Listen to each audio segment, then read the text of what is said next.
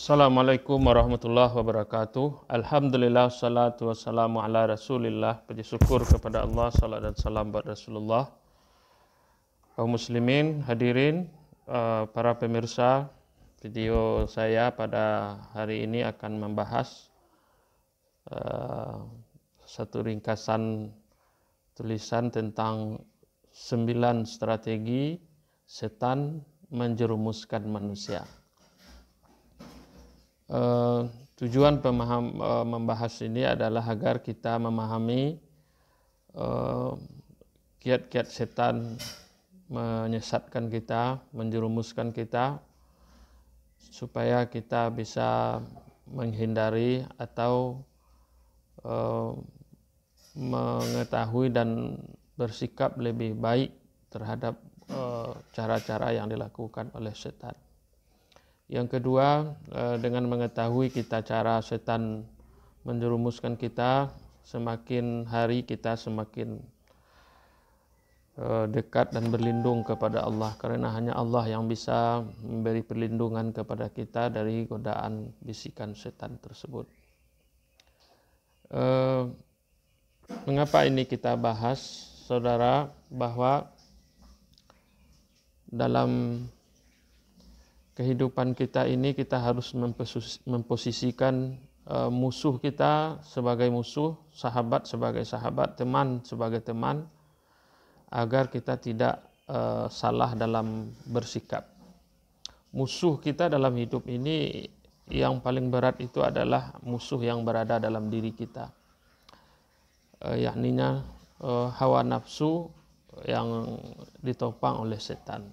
Dia kerjasama berusaha menyesatkan kita. Nafsu, inna nafsa la'ammaratun bisu. Sesungguhnya nafsu, jiwa itu selalu membawa kepada keburukan. Sementara setan ditegaskan dalam Al-Quran, ya ayyuhalladzina amanu udkhulu fis-silmi kaffah wa la tattabi'u khutuwatis syaitan. Hai orang-orang beriman, masuklah ke dalam Islam secara menyeluruh, jangan kau ikuti langkah-langkah, strategi-strategi, cara-cara setan. Innahu lakum aduwwum mubin. Sungguhnya setan itu adalah musuhmu yang nyata. Saudara yang berbahagia, bahwa kita perlu mewaspadai dengan kelakuan setan ini, sebab betapapun tinggi keimanan seseorang, apalagi kita yang kurang beriman, setan tidak pernah takut berencana menyesatkan kita. Dia termasuk gigih, ya, gagal coba lagi, kalau gagal dicoba lagi, gagal terus mencoba untuk menyesatkan kita. Begitulah spirit setan hebatnya, maka jika setan itu hebat, kita harus lebih hebat menghadapinya. Apa yang hebat? Yaitu keimanan, keislaman, akhlak kita. Kalau kita baca dari beberapa literatur, setan itu memang sesuai namanya adalah menjauhkan kita dari kebenaran. Ya, jadi secara bahasa dia berarti menjauhkan. Ada juga yang menyebut ruh yang sangat jahat, atau ada juga yang menyebut kehidupan yang buruk, atau pendurhaka yang merusak, itu secara bahasa. Jadi setan merupakan sebutan bagi jin dan manusia yang jahat, menggoda dan membisikkan. Jadi setan itu bisa jin dan manusia yang membisikkan hati manusia supaya durhaka kepada Allah.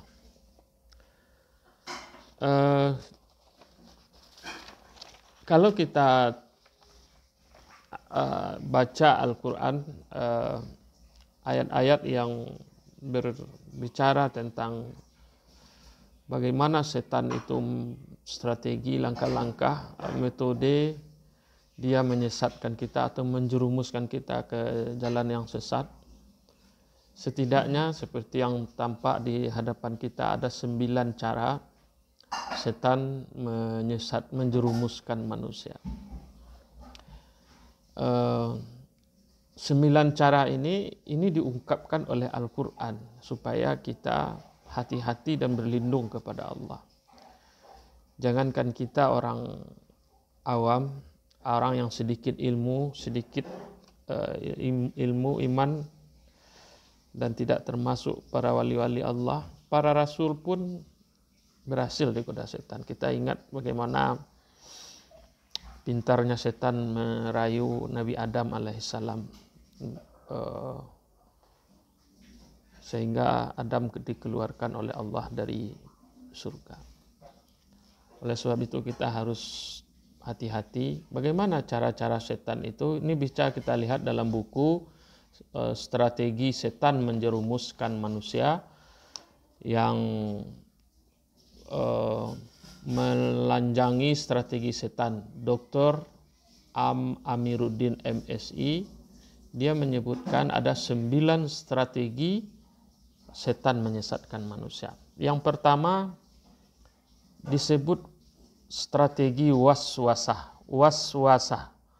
Waswasah ini dalam Al-Quran disebutkan dalam surat An-Nas, Qul a'udzu birabbin nas, malikin nas, ilahin nas, min syarril waswasil khannas, alladzi yuwaswisu fi sudurin nas.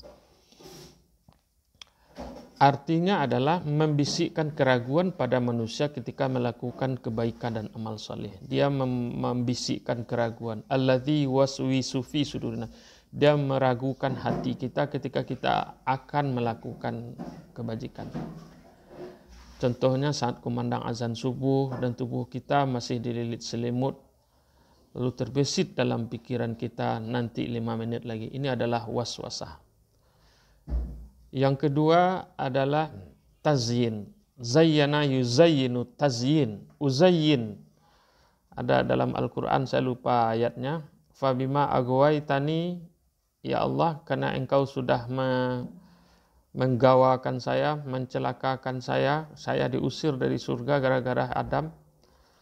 Fabima aghwaytani ya Allah, la aghwiyannahum wa la uzayyinannahum. Saya pun akan mencelakakan umat manusia ini dan akan mentazyinkan. Mentazyin itu adalah membungkus kemaksiatan dengan kenikmatan.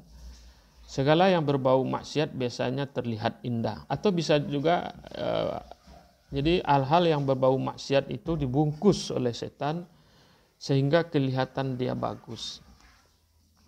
Misalnya orang minum minuman keras, ya, atau anak-anak muda yang berpacaran.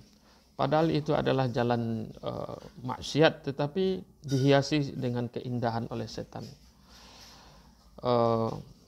Manfaatnya dibungkus oleh setan sehebat mungkin. Ini kita terjebak dengan godaan setan yang disebut tazyin. Tazyin itu adalah membungkus kemaksiatan dengan kenikmatan. Dibuat sesuatu itu seolah-olah baik, padahal dia buruk. Atau bisa juga sebaliknya, tazyin itu dibuat sesuatu yang baik seolah-olah buruk. Ini harus kita hati-hati. Ini harus kita hadapi dengan ilmu pengetahuan. Mana yang baik, mana yang buruk. Karena setan itu bisa menjerumuskan kita kalau kita tidak memiliki ilmu. Yang ketiga adalah tamani. Tamani ini memperdaya manusia dengan khayalan dan angan-angan. Jadi dia membuat kita hanya penuh dengan angan-angan yang panjang. Membayangkan sesuatu yang indah sementara kita tidak ada berusaha. Itu adalah setan. Ya, memang kita dalam agama dianjurkan berniat baik melakukan sesuatu. Tetapi kalau tidak kita perjuangkan, angan-angan itu hanya tinggal angan-angan. Oleh sebab itu, tamani ini adalah dia membisikkan, memberi khayalan kepada kita. Memperdaya manusia dengan khayalan-khayalan. Kemudian yang keempat disebut adalah a'dawah. Strategi a'dawah. A'dawah ini adalah berusaha menanamkan permusuhan. Nah, setan ini salah satu strateginya adalah menanamkan permusuhan. Terjadinya perang itu adalah bisikan-bisikan setan. Terjadinya permusuhan antara kakak dan adik itu adalah yang ditanamkan oleh setan. Oleh sebab itu,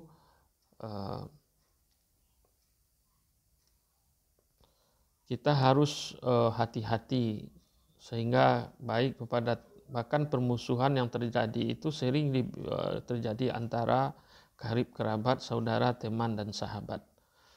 Padahal ya harusnya kita bermusuhan dengan orang kafir, tapi kadang-kadang kita terbalik. Dengan teman kita, dengan saudara kita bermusuhan, dengan orang lain kita berbuat baik.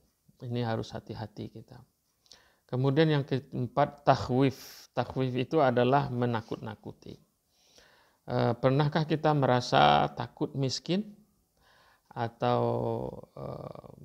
karena menginfakkan harta kita? Atau kita takut disebut so'alim karena datang ke majelis-majelis ta'lim. Rasa takut itu ditanamkan oleh setan. Hati-hati kita. Kalau memang kita ingin pergi melakukan kebajikan, lakukan saja dengan niat karena Allah. Tidak usah pikirkan bisikan orang, gadaan orang. Tidak usah takut apa. Kalau mau bersedekah, bersedekah saja. Biar Allah yang mengurus kebaikan kita. Oleh sebab itu, kita banyak dibuat oleh Allah, oleh setan rasa takut. Jadi walaupun memang di dalam agama takut itu adalah ujian, tapi ujian itu adalah cara setan. Ujian rasa takut itu kalau kita tidak mampu mengendalikannya dengan baik, maka setan akan ikut menjerumuskan kita melalui rasa takut itu. Ada orang saking takutnya dengan hartanya lalu dibela-belanya, tapi ternyata yang ditakuti itu tidak ada masalah apa-apa kalau Allah tidak berkehendak mencelakakan kita. Oleh sebab itu kita harus berdoa kepada Allah, Bismillahilladzi la yadurru ma'asmihi say'un fil ardi wala fis sama' wa huwas sami'ul alim. Dengan nama Allah yang tidak akan celaka seseorang pun di langit dan di bumi dan di langit, dengan nama Allah itu. Dan Dia Maha mendengar lagi Maha mengetahui. Jadi rasa takut itu harus kita lawan kalau kita melakukan kebajikan. Jadi takut itu, setan itu dia arahkan kita takut melakukan kebaikan. Kepada yang keburukan kita berani. Nah, itu. Jadi lawan dari takut ya berani. Beraninya apa? Untuk keburukan. Kemudian yang ketiga, yang keenam, saddun. Saddun ini adalah berusaha menghalang-halangi manusia menjalankan perintah Allah dengan menggunakan berbagai hambatan. Setan itu memberi hambatan-hambatan kecil kepada kita melalui, ya mungkin pernah kita merasa saat mau melakukan sholat, mata kita ngantuk sedikit, udah tidur aja lagi, nanti aja sholatnya, itu adalah hambatan. Atau kita mau pergi ke masjid, waduh hujan sedikit, tidak usah ke masjid, dan seterusnya. Itu adalah cara setan berusaha menghalang-halangi kita. Ini harus kita lawan. Kalau tidak kita lawan, kita akan terjerumus ke dalam kesesatan. Kalau kita terjerumus ke dalam kesesatan, maka setan akan bergembira dengan berita ini. Kemudian wa'dun, janji palsu.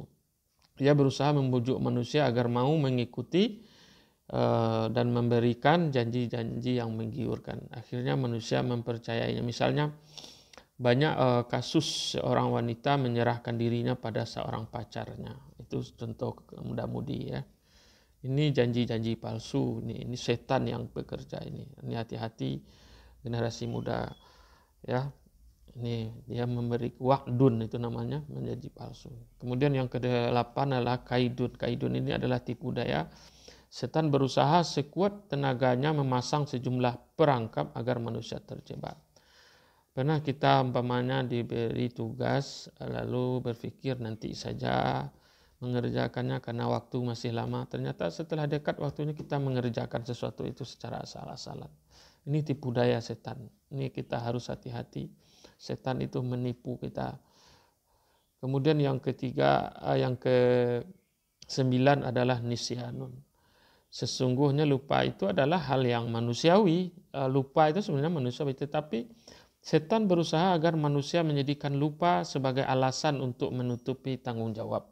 Itu cara-cara setan untuk menyesatkan kita juga. Jadi jangan kita berpura-pura lupa, jangan lupa itu berulang-ulang. Kalau lupa sekali itu biasa. Inilah beberapa strategi setan yang ya kita sampaikan untuk saya sendiri agar kita hati-hati dalam kehidupan beragama, dalam kehidupan, agar kita tidak terjerumus ke dalam kesesatan. Nah, bagaimana cara kita melawan setan itu nanti kan kita coba bahas di video yang lain. Bagaimana cara kita, tapi yang penting itu menurut saya adalah yang untuk sekedar pengantar adalah tanamkan keikhlasan kita dalam beramal. Apapun yang kita kerjakan, niatkan karena Allah, tidak niat karena apa. Karena kalau kita sudah melakukan sesuatu tidak ikhlas, tidak karena Allah, apapun yang kita lakukan, bekerja sebagai apapun, sebagai istri, sebagai suami, sebagai profesional, sebagai pemimpin, sebagai apapun tidak dilakukan dengan ikhlas, maka pasti ketidakikhlasan itu setan ikut berserikat bersama kita. Dia ikut bergabung bersama kita. Karena dialah nanti yang akan membawa kita kepada kesesatan. Maka itulah kata setan, saya akan menyesatkan semua umat Nabi manusia ini, kata setan, kecuali illa min ibadikal mukhlasin, kecuali hamba-hambamu yang ikhlas. Demikian saja, mudah-mudahan ada manfaat dan faedahnya untuk saya sendiri, untuk semua yang mendengar video ini. Terima kasih. Jadi ada 9 ini, waswasatun, itu artinya membuat keraguan, tazyinun, membungkus kebaikan jadi keburukan atau keburukan menjadi kebaikan, tamanni, angan-angan yang tidak putus, angan-angan palsu, angan-angan yang tidak tidak menghasilkan apa-apa, atau angan-angan palsu, adawatun, permusuhan, takhwif, memberi rasa takut kepada kita, sodun, memberi halangan-halangan kecil, wa'dun, memberikan janji-janji palsu, kaidun artinya kaidun itu artinya tipu daya, dia menipu kita, seperti yang kita contohkan tadi. Kemudian nisyanun, dia membuat kita lupa berulang-ulang, sehingga itu kita jadikan alasan kita untuk tidak bertanggung jawab. Syukran, terima kasih. Assalamualaikum warahmatullahi wabarakatuh.